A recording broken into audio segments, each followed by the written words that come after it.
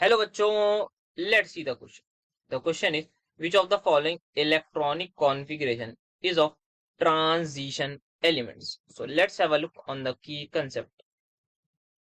तो जो हम की कंसेप्ट यूज करेंगे वो हमें इस हिसाब से यूज करना है कि हमें इलेक्ट्रॉनिक कॉन्फ़िगरेशन बतानी है ट्रांजिशन एलिमेंट्स की. तो हमारा की कंसेप्ट आ जाएगा यहाँ पे electronic configuration of transition elements, या फिर D block elements in general लिख सकते हैं, बिकॉज मेजरली हमारे पास जो डी ब्लॉक एलिमेंट्स हैं और ट्रांजिशन एलिमेंट्स सेम ही होते हैं. Electronic configuration of D block elements. तो यहाँ पे इलेक्ट्रॉनिक कॉन्फ़िगरेशन किसी भी अगर ब्लॉक की निकालनी है तो उसका मतलब ये होता है जो लास्ट इलेक्ट्रॉन हो, जो भी हमारा लास्ट इलेक्ट्रॉन हो वो उसी सब शेल में आए. जैसे लास्ट इलेक्ट्रॉन हमारे पास डी ब्लॉक है तो डी सब शेल में आना चाहिए. तो लास्ट इलेक्ट्रॉन हमारे पास जो है वो डी सबशेल में आना चाहिए. इसका मतलब जो भी हमारे पास डी सबशेल हो इसकी एनर्जी जो है वो हाईएस्ट होनी चाहिए, तभी हमारे पास आएगा. इसकी एनर्जी हाईएस्ट होनी चाहिए. जो भी डी सबशेल प्रेजेंट हो उसकी एनर्जी हाईएस्ट होनी चाहिए.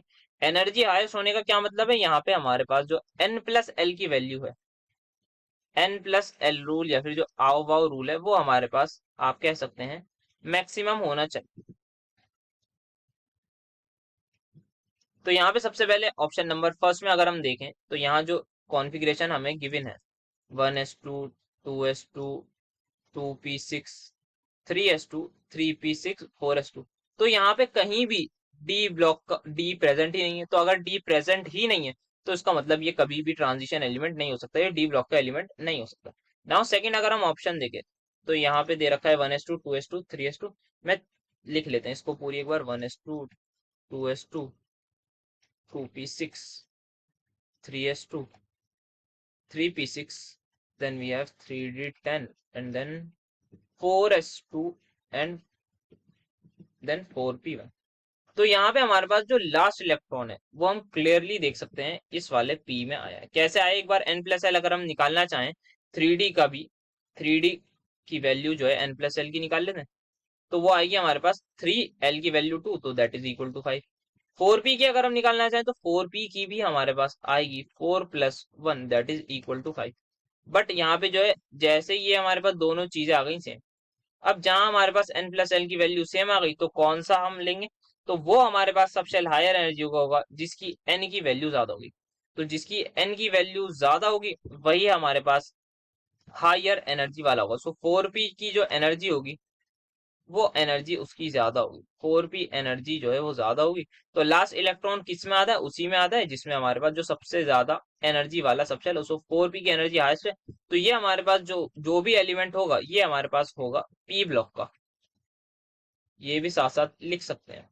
देन अगेन हम देखें तो ये भी p ब्लॉक की कॉन्फ़िगरेशन आ रही है. सेम मेथड से एक बार इलेक्ट्रॉनिक कॉन्फ़िगरेशन क्विकली लिख लेते हैं. 1s2 2s2 2p6 3s2 3p6 3d10 4s2 and then 4p6. तो ये भी जो एलिमेंट है यहाँ पे हम क्लियरली देख सकते हैं सेम यहाँ पे हमारे पास लास्ट इलेक्ट्रॉन p ब्लॉक में p में ही आएगा सेम तरीके से. तो ये भी हमारे पास p ब्लॉक का ही एलिमेंट हो जाएगा.